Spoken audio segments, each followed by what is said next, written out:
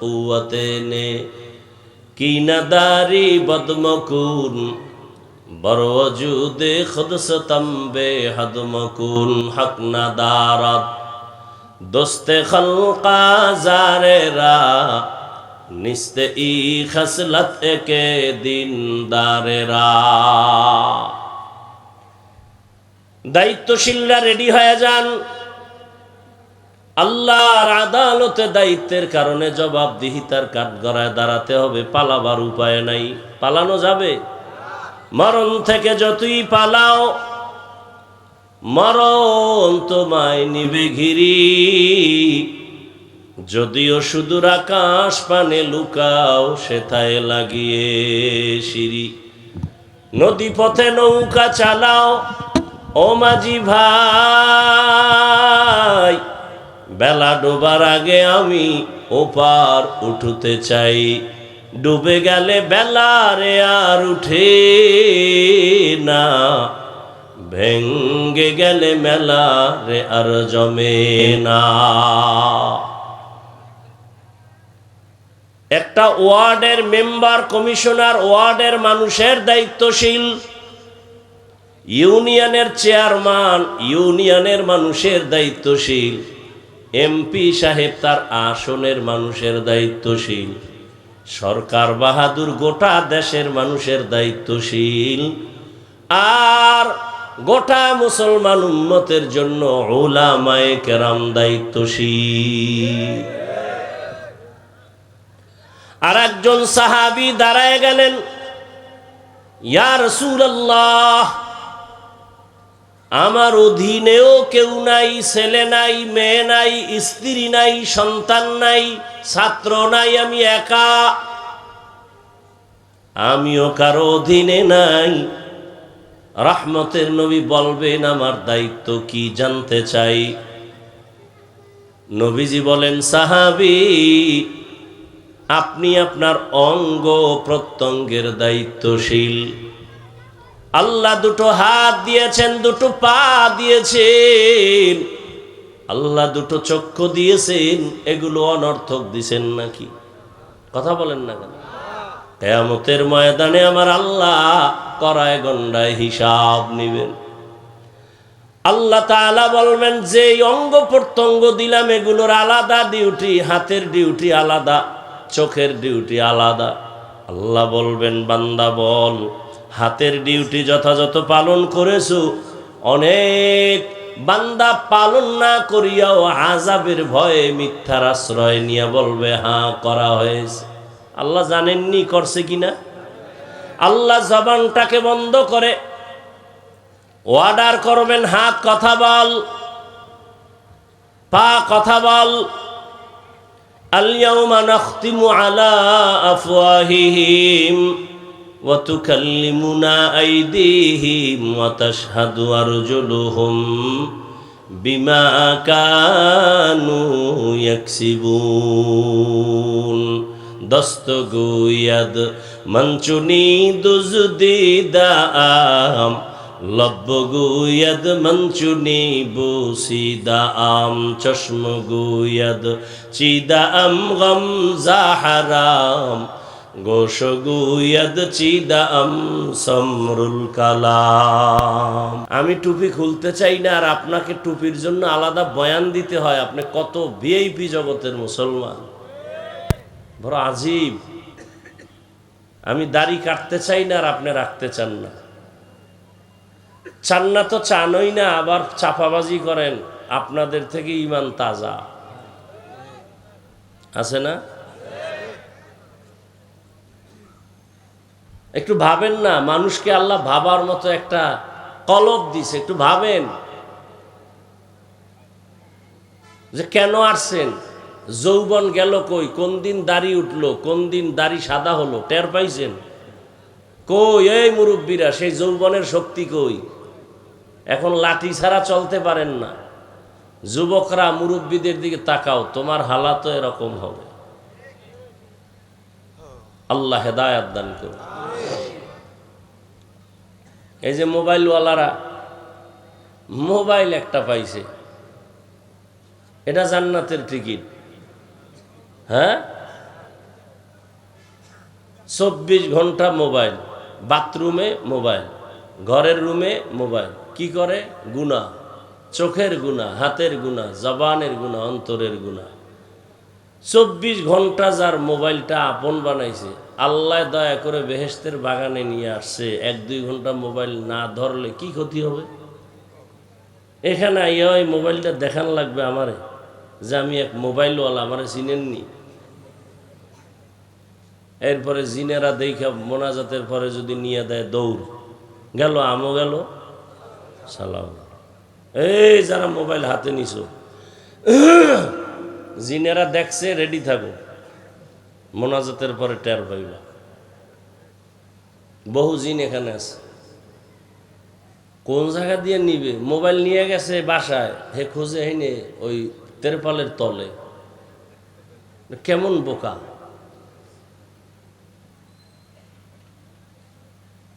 Mobile একটা মরণস্ত্রের নাম। মনে রাখেন, কিছু কিছু কথা বলি, মনে রাখেন, কাজে লাগবে। মোবাইল একটা মরণস্ত্রের নাম।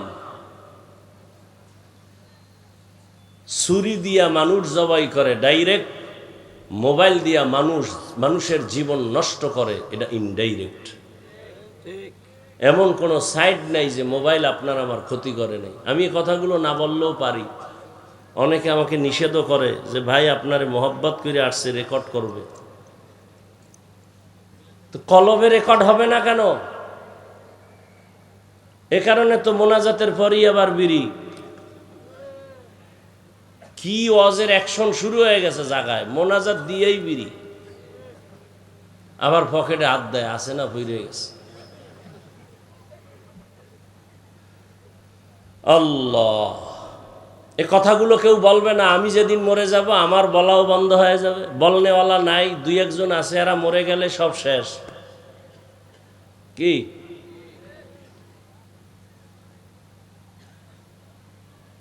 কি আর বলবো, কোন দিকে বলবো? সব হুজুর একদিক, চরমনাই আর একদিক। কি বিষয়? কি কয়? সব ভালো, চরমনাই খারাপ। চরমনাই কি খারাপ? সব একদিক গেল, এরা গেল না কেন? নবী কয় 1500 বছর আগে, আলেম দেখলে দৌড় দিও না। পৃথিবীতে সব থেকে ভালো যেমন আলেম, ঠিক সব থেকে খারাপও তেমন একদল আলেম।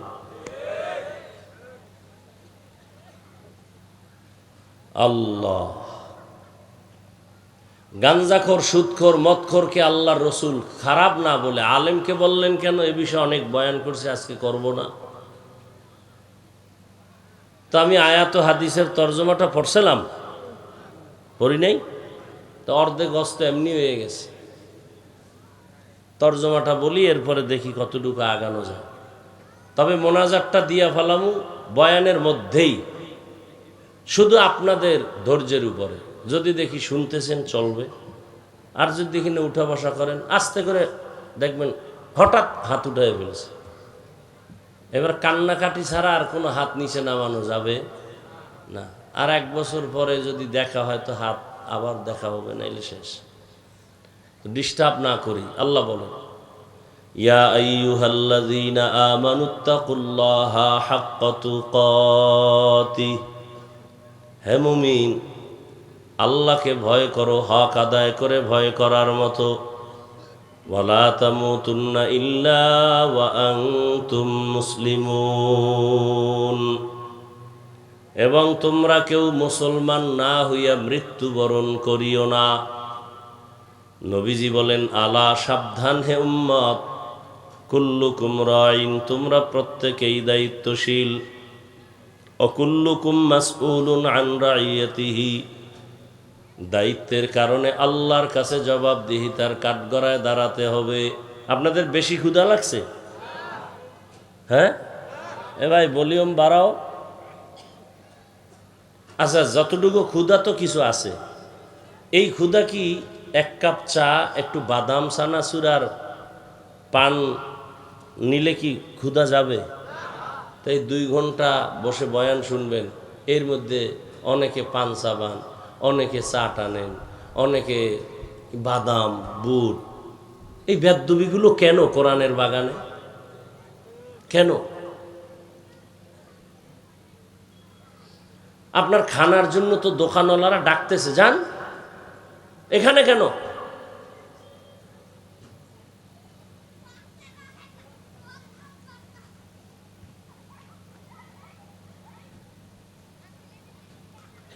আয়াত ও হাদিসের তরজমা বলা শেষ, এবার হাদিসের উপরে কিছুক্ষণ কথা, এরপরে আয়াত নিয়ে যদি পারি কিছু কথা। আল্লাহর রসুল কি বললেন? দুনিয়ার সবাই দায়িত্বশীল, আল্লাহর কাছে এই দায়িত্বের জবাব দিতে হবে কি হবে না? নবীজি হাদিস যখন শুনাইলেন, সাহাবায়ে কেরামদের মধ্য থেকে কেউ প্রশ্ন করলেন, ইয়া রাসূলুল্লাহ, দায়িত্বশীল কে এবং কার উপর? নবীজি বললেন, দুনিয়াতে যিনি গার্ডিয়ান হবেন, কর্তা হবেন, যাদের উপরে অধীনস্থদের দায়িত্ব নিবে, ওই অধীনস্থদের জন্য ওই কর্তা হলো দায়িত্বশীল। যেমন সব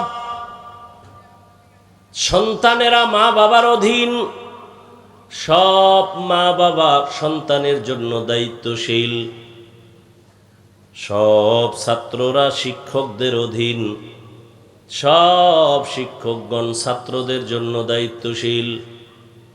বুঝতেছেন তো?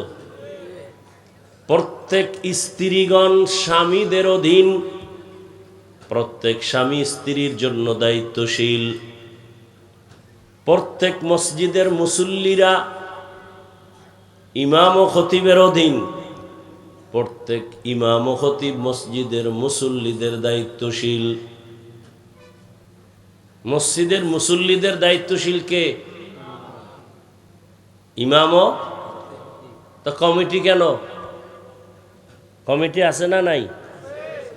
রাজনীতি মসজিদে কম না বেশি?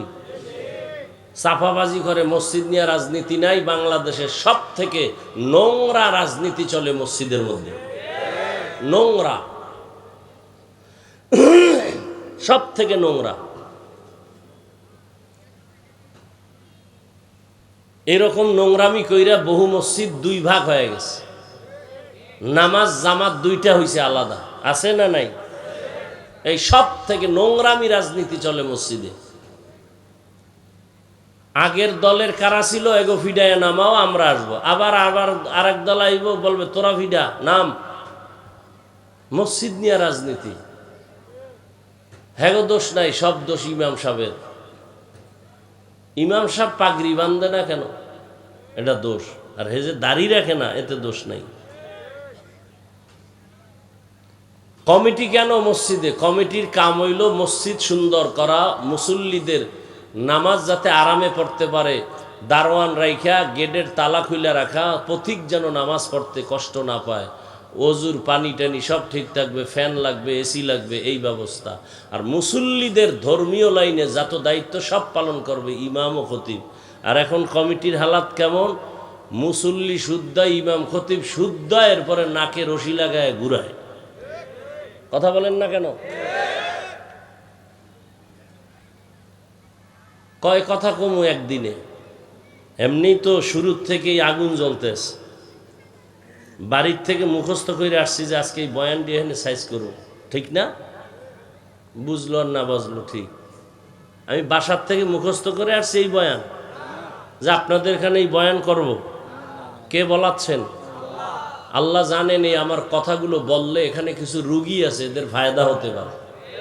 এই রুগী নাই? আচ্ছা বলেন তো, সরকারি চাকরি যারা করেন বা বেসরকারি চাকরি করেন, খুব বুঝ থাকলে দ্রুত জবাব দিবেন। এই সরকারি চাকরিজীবী বেসরকারি চাকরিজীবীদের ডিউটি কত ঘন্টা প্রতিদিন? বলেন। 8 ঘন্টা। নিম্নে বেতন কত মাসে? নিম্নে, আচ্ছা আমি 20 ধরলাম, কত? 20,000। আর বাম হাতে তো আরো কিছু আউট আছে না, টেবিলের নিচে মুক্তা টুক্তা তো পাওয়া যায়, না পাইলে রাতারাতি কলা গাছ হয় কেমনে? 5 তলা 10 তলা ঘর উঠে কেমনে? আছে না নাই? আচ্ছা বলেন, এবার সত্যটা বলবেন, মানেন আর না মানেন। আপনাদের এই অঞ্চলে মসজিদগুলোতে ইমাম আছে? এগো ডিউটি কয় ঘন্টা? বলেন, সত্য কথা বলেন। কয় ঘন্টা? বেতন কত মাসে? 50,000? নগদ না বাকি? বলেন তো, আল্লাহ বিবেক দিছে, পৃথিবীতে এর থেকে জুলুম আর কি হতে পারে? আপনার বিবেক দিয়ে বলেন তো, এর থেকে জুলুম দুনিয়াতে আর কি হতে পারে? যে 24 ঘন্টা রিমান্ডে রাখে ইমাম গো, রিমান্ডে। জহুরের সময় নাই, আসরে ধৈর্য ফেলাইছে গেটের সামনে এক ফকিন্নি। হুজুর, জহুরে ছিলেন না কেন? এত বড় পাওয়ার কে তুমি? বলে আমি রিক্সা চালাই। পাওয়ার কেন? কয় প্রত্যেক মাসে 5 টাকা বেতন দিই। এরকম বেয়াদব আছে না নাই? সভাপতি দেয় কত মাসে? 100। সেক্রেটারি সভাপতির থেকেও ধনী, সে দেয় কত? কয় 50। কেন? কয় সভাপতির বেশি দিলে বেদবি হবে। আছে না নাই? আপনারা একটা আন্দোলন শুরু করেন, যেহেতু বাঁচার উপায় নাই, মসজিদের সভাপতি হলে প্রত্যেক বছর 1 কোটি টাকা দিতে হবে মসজিদে। সেক্রেটারির 50 লাখ দিতে হবে, নাইলে কমিটি বাদ। এরকম একটা আন্দোলন করেন, সব সাইজ হয়ে যাবে। কথা হয় না? দেখবেন এইবার যে সভাপতির ঝালটা কেমন, যে নগদ 1 কোটি টাকা দিতে হবে, এরপরে সভাপতি। কি এই হিম্মত আছে? হুদা মিশা কথা। আপনি পারবেন না, কারণ আপনারা তো ওই যে ভোটের আগে খাওয়াইয়া লাইন করে রাখছে না, হ্যাঁ, টাইট করাই ফেলাইছে। আপনি পারবেন না তো। বরং ইমাম সাহেব যদি কিছু বলে, মসজিদের মুসল্লিরা পর্যন্ত ইমামের বিরুদ্ধে চায়ের দোকানে মিটিং বসায়। আল্লাহ হেদায়েত দান করুন। আলেম ওলামার সাথে বেদবি করিয়েন না। মর্যাদা দিতে না পারলে অন্তত খবরদার অসম্মান যেন না হয়। আপনি পারলে উপকার করেন, নাইলে চুপ থাকেন, ক্ষতি করিয়েন না। পারলে হুজুরের প্রশংসা করেন, নাইলে চুপ বসে থাকেন, বদনাম করিয়েন না। অন্তত এতটুকু হিসাব করে চলেন। কুওয়াতে নে কিনাদারি বদমকুন বরওজুদে খুদসতম্বে হদমকুন হক নাদারত দোস্তে খলকা জারেরা নিস্তে ই খসলত একে দিনদারেরা। দায়িত্বশীলরা রেডি হয়ে যান। আল্লাহর আদালতে দায়িত্বের কারণে জবাবদিহিতার কাঠগড়ায় দাঁড়াতে হবে। পালাবার উপায় নাই। পালানো যাবে? মরণ থেকে যতই পালাও, মরণ তোমায় নিবে ঘিরি। যদিও সুদূর আকাশ পানে লুকাও, সেথায় লাগিয়ে সিঁড়ি। নদী পথে নৌকা চালাও ও মাঝি ভাই, বেলা ডোবার আগে আমি ওপার উঠতে চাই। ডুবে গেলে বেলা রে আর উঠে না, ভেঙ্গে গেলে মেলা রে আর জমে না। একটা ওয়ার্ডের মেম্বার, কমিশনার, ওয়ার্ডের মানুষের দায়িত্বশীল। ইউনিয়নের চেয়ারম্যান, ইউনিয়নের মানুষের দায়িত্বশীল। এমপি সাহেব তার আসনের মানুষের দায়িত্বশীল। সরকার বাহাদুর গোটা দেশের মানুষের দায়িত্বশীল। আর গোটা মুসলমান উম্মতের জন্য উলামায়ে কেরাম দায়িত্বশীল। আর একজন সাহাবী দাঁড়ায় গেলেন, ইয়া রাসূলুল্লাহ, আমার অধীনেও কেউ নাই, ছেলে নাই, মেয়ে নাই, স্ত্রী নাই, সন্তান নাই, ছাত্র নাই, আমি একা। আমিও কারো অধীনে নাই। রহমতের নবী বলবেন আমার দায়িত্ব কি জানতে চাই। নবীজি বলেন, সাহাবী, আপনি আপনার অঙ্গ প্রত্যঙ্গের দায়িত্বশীল। আল্লাহ দুটো হাত দিয়েছেন, দুটো পা দিয়েছেন, আল্লাহ দুটো চক্ষু দিয়েছেন, এগুলো অনর্থক দিছেন নাকি? কথা বলেন না কেন? কিয়ামতের ময়দানে আমার আল্লাহ কড়ায় গন্ডায় হিসাব নেবেন। আল্লাহ তাআলা বলবেন যে অঙ্গ প্রত্যঙ্গ দিলাম এগুলোর আলাদা ডিউটি, হাতের ডিউটি আলাদা, চোখের ডিউটি আলাদা। আল্লাহ বলবেন বান্দা বল হাতের ডিউটি যথাযথ পালন করেছো। অনেক বান্দা পালন না করিয়াও আযাবের ভয়ে মিথ্যার আশ্রয় নিয়ে বলবে হ্যাঁ করা হয়েছে। আল্লাহ জানেননি করছে কিনা। আল্লাহ জবানটাকে বন্ধ করে অর্ডার করবেন হাত কথা বল, পা কথা বল। আল-ইয়াওমা নাখতিমু আলা আফওয়াহিহিম ওয়া তুকাল্লিমুনা আইদিহিম ওয়া তাশহাদু আরজুলুহুম বিমা কানু ইয়াকসিবুন। দস্তগুয়াদ মঞ্চুনি দুজদিদাম লব্বগুয়াদ মঞ্চুনি বুসিদাম চশমগুয়াদ চিদাম গমজাহারাম গোশগুয়াদ চিদাম সমরুল কালাম। হাতকে আল্লাহ বলবেন কথা বলো। হাত কথা বলতে পারে না, এটাই সত্য। কি আপনাদের হাত কথা বলতে পারে? এখানেও একটা পয়েন্ট, খালি কানের মধ্যে ওয়াজ নিবেন না, এটি কাজে লাগাইতে হবে। বর্তমান দুনিয়া ফেতনার দুনিয়া, বিশেষ করে আমাকে ইসলাম নিয়ে ফেতনা বেশি। কি হিন্দু ধর্ম নিয়ে ফেতনা আছে? খ্রিস্টানদের মাঝে কোনো ফেতনা আছে? যত ফেতনা এ আমাকে ইসলাম নিয়ে। হাত কি বুকে বাঁধবেন না নাবির নিচে, এ নিয়ে এক ফেতনা আছে না নাই? আমিন কি জোরে বলবেন না আস্তে বলবেন, এ নিয়ে এক আছে না ঝামেলা? অথচ মক্কা পৃথিবীর শ্রেষ্ঠ ঘর। আচ্ছা এরা এমন করে কেন? আমার তো বয়ান ছেড়ে দিতে মনে চায়। আল্লাহর ভয় কি নাই অন্তরে? আপনি বসার অভ্যাস না থাকলে কেন ঢুকলেন বলেন আমাকে? ঢুকলেন কেন? কেন ডিস্টার্ব করেন? সব বক্তার মতো আমি পারি না তো। আমি মনে করতেছি আমার বয়ান কারো পছন্দ হয় না, তো আমি জোর করে বয়ান শোনাবো কেন? আমি মোনাজাত দিয়ে চলে যাই।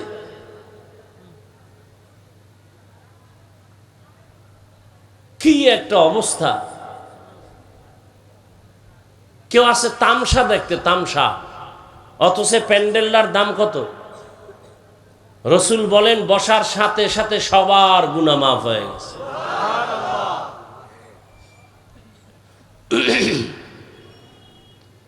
ইন্না আউওয়ালা বাইতিন উযিআ লিন-নাসি লাল্লাযী বিবাক্কাতা মুবারাকাও ওয়া হুদা মুবারাকাও ওয়া হুদাল লিল আলামিন। জমিন আল্লাহ বানানোর পরে প্রথম একটা ঘর বানালেন বাইতুল্লাহ, হেদায়েতের ঘর, ইবাদতের ঘর। এমন একটা ঘর আল্লাহ বানাইলেন যেই বাইতুল্লাহর দিকে তাকাইলেই সওয়াব। কিছু বলা লাগবে না, তাকায় দেখবেন সওয়াব। ভাইরা আমার, হাসরের ময়দানে ওই যে বাইতুল্লাহ এমন একটা ঘর, সারা দুনিয়ার যত লাইনের মুসলমান আছে ওখানে উমরায় হজে যায়নি। জবাব দেন না কেন? রাগ করতেছেন? আমি কি আপনাদের সাথে দুশ্মনী করতেছি? আমি তো দিল ভাঙ্গা মোহাব্বত নিয়ে আসছি। যদি কেউ বলে নিচে নাইমা পাও ধর, আমি নিচে এসে পাও ধরবো। তারপরে যদি কেউ বলে দাড়ি রাখবো পাও ধরলে বলো, আমি নিচে এসে পাও ধরবো। সেই ভালোবাসা নিয়ে কথা বলতেছি। ওই বাইতুল্লাহর হজে সারা দুনিয়ার মুসলমান সেখানে আছে। এক এক লাইনের মুসলমানের এক এক কোয়ালিটি। গিয়া দেখলাম কত আল্লাহর বান্দা, আমরা তো বাইতুল্লাহর দিকে পাও দেই না, আর কিছু মানুষ বাইতুল্লাহর দিকে পাও দিয়ে এরপরে কোরআন শরীফটা মাটির মধ্যে ফালাইয়া হাতের সাথে ট্যাক লাগায় তারপরে কোরআন পড়ে মাটিতে ফালাইয়া। এমন শরীরে আগুন লাগছে কিছু বলতেও পারি না। আবার একদল নাক টাইনা ঘুমাইছে, ইকামত হয়ে গেছে, ওযু টজু নাই, নামাজ, আল্লাহু আকবার। যা দেখছি তা বলি। আবার নামাজে দাঁড়ানোর পরে মোবাইলে রিং বাজতেছে, নামাজের ভিতরে মোবাইল বের করে হ্যালো কথা টথা কয়ে সলা সলা, নামাজের ভিতরে আছি, পকেটে ঢুকায় সে নামাজ আবার ঠিক আছে। আবার এক দলের দেখলাম সেজদায় যাওয়ার আগে একটা পকেট থেকে একটা টুকরা বার করিয়া কপালের নিচে দেয়। আমার দেশের বাঙালি ওই কর্মচারীকে বললাম এটা কি করলো? কয় হুজুরেরা জমিনে সেজদা দেয় না, কারণ ইবলিস জমিনটা নাপাক কইরা ফেলাইছে, এই জন্য পকেট থেকে একটা টুকরা বের করে ওইটার উপরে সেজদা দেয়। কেউ বুকে হাত বাঁধে, কেউ নাভির নিচে হাত বেঁধে দাঁড়ানো, কেউ আবার দোনো হাত ছাইড়ে দিছে। আমি যেটা বুঝাতে চাই ভালো করে বুঝেন, হিংসা ছাড়েন।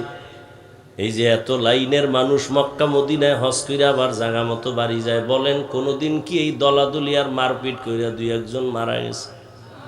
কোনো ঝগড়া হয়েছে? আমাকে সোনার বাংলায় এত গজব কেন? আমিন লইয়া ঝগড়া, তারাবি 20 রাকাত না 8 রাকাতেই লইয়া ঝগড়া, হ্যাঁ? বুকে হাত বাঁধবে না নাভির নিচে নিয়ে ঝগড়া। কার অভিশাপ লাগছে আমাকে দেশটার মধ্যে এত ঝগড়া? রমাজানে 8 রাকাত ওয়ালারা মনে হয় যেন একটা তুফান শুরু হয়ে গেছে মসজিদে, যায় ভাঙ্গে চুরা সব লইয়া। এবার 20 রাকাত ওয়ালাকে মন্ডা পর্যন্ত ভাঙ্গে দিয়া যায়, আছে না নাই? আচ্ছা আমাকে একটা মাসালা বলেন, এখানে তো বিজ্ঞ ওলামায়ে কেরাম আছেন, রমাজানে 1 রাকাত নফলের দাম অন্য মাসের তুলনায় কম না বেশি? 1 রাকাত নফল ফরজের আর একটা ফরজ, এটা জানেন? তাহলে রমাজানে যদি কেউ মনে করে যে আমি 8 রাকাত তারাবি পড়ব, যদি কেউ মনে করে, তর্ক নাই, তাহলে তার উচিত কি যে বাকি 12 রাকাত আমি নফল হিসাবে পড়ি, কারণ আমার রমাজানের 1 নফল ফরজের সমান। যদি আল্লাহর মহব্বত থাকে তাহলে উচিত না? তর্ক কেন? ঝগড়া কেন? আমলের প্রতি এত অনীহা কেন? আমি কি তর্কের কথা বলছি? যুক্তি যে 1 নফল ফরজের সমান, তাহলে ঠিক আছে তারাবি আমরা 8 রাকাতই মেনে নিলাম, বাকি 12 রাকাত নফল হিসাবে পড়ে নেই। কি আমরা যারা 20 রাকাত পড়ি, পৃথিবীর কোনো মুফতি সাহেবের শক্তি আছে আমাকে বলবে যে আমরা গুনাহ করছি? একটা মুফতিও বলতে পারবে? তাহলে জীবনে আর ওয়াজ করব না ময়দানে। মতনৈক্য থাকতে পারে, মতনৈক্য থাকার মানে কি? হারাম, হারাম। আমরা যারা নাভির নিচে হাত বাঁধি, আমরা বুকে হাতওয়ালাদের গালি দেই, আপনারা কেন আমাকে নাভির হাত লয়ে টানাটানি করেন? আমরা যারা আস্তে আমিন বলি, জোরে আমিন বলনেওয়ালাদেরকে হিংসার নজরে গালি দেই, আপনারা কেন আস্তে আমিনওয়ালাদের বাঁকা নজরে তাকান? কি তাকওয়া বেশি আপনাদের? এই জন্য কি এই দ্বন্দ্ব আমগো দেশে নাই? মক্কা মদিনায় নাই কেন? আমার কথাগুলো বুঝে আসে আপনাদের? আমি পক্ষ বিপক্ষ বয়ান করি না, আমি আপনাদের ব্রেন ওয়াশ করতে আসছি। আমি এখানে একবারও বলবো না সবাই তাবলিগে যাও, পীর সাহেবের কাছে যাও, কওমি মাদ্রাসা, একবারও বলবো না। এবং আমার মতো হুজুর হও। আমি বয়ানই করি এখন ইদানিং, আমার বয়ান একটু আলাদা লাইনে করি, কারণ সব হুজুরেরাই তো এই বয়ানগুলো করে, আমি একটু আলাদা করি। কেমন? যারা স্কুলে পড়ে, কলেজে পড়ে, চাকরি করে, ব্যবসা করে, এরা ওই জায়গায় থাকিয়া কিভাবে জান্নাত পাইতে পারে সেই পরামর্শটা আমি আলাদাভাবে দেই। আমার কামই এইটা। আমি পরামর্শ দিই, ডাক্তার হও, ইঞ্জিনিয়ার হও, প্রফেসর হও, ওসি হও, ডিসি হও, এমপি হও, চেয়ারম্যান হও, বেয়াদব হইও না। এই আমার টোটাল বয়ানের ফলাফলে এই কথাগুলো। শেষে এডি বইলেই মোনাজাত দিয়ে দেব। আমি একবারও বলবো না যে তাবলিগে না গেলে জাহান্নামে যাবে, এই বিষয়ে কোনো কথাই বলবো না। কওমি মাদ্রাসায় না পড়লে আপনি জাহান্নামে যাবেন, ভুলেও বলবো না।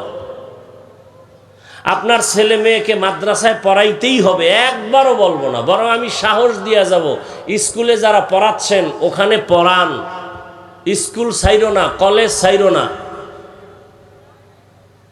আমার এটা দাবি, আমার অন্তর থেকে বলছি। যুবক, তুমি কলেজে পড়ো, ডাক্তার হও। আমার দেশে মাওলানা, মুফতি, মুহাদ্দিসের অভাব আছে?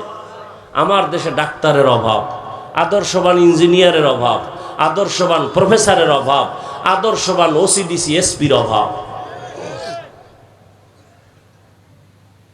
এই কপাল আমাকে এত খারাপ, এত মাথা নষ্ট। কই মাদ্রাসায় পড়লে কি হইব? কথা কি হইতে হইব? কয় মাদ্রাসায় পড়লে মাওলানা, মুফতি, ডাক্তার হয়। তা আমরা মাদ্রাসায় বইরা ডাক্তার হইলে তোরা ঘোড়ার ঘাস কাটবি কলেজে বইরা? কপাল পরাম তার সেরা। কেমন প্রশ্ন এটা? একটা কথা হইল। এখন যদি আমরা আবার তার সেরার মতো তোমগো ধাক্কা দে, এই স্কুলে পড়লে মাওলানা হয় না, বাদ দে। স্কুলে পড়ে লাভ কি? মাওলানা হইতে পারবা না, হাফেজ হইতে পারবা না, মুফতি হইতে পারবা না, আগুন দিয়ে জ্বালায় দাও। তখন হুজুর খারাপ, তখন হুজুর খারাপ। মানে মুখে আসছে আর বইলে ফেলাইছে। মাদ্রাসায় পড়ে লাভ কি? ইঞ্জিনিয়ার হওয়া যায়। তো ইঞ্জিনিয়ার মাদ্রাসায় বানাইলে তোমরা কলেজে ঘোড়ার ঘাস কাটবা? একটা বোকা মানুষের মতো চিন্তা চেতনা নিয়ে চলে।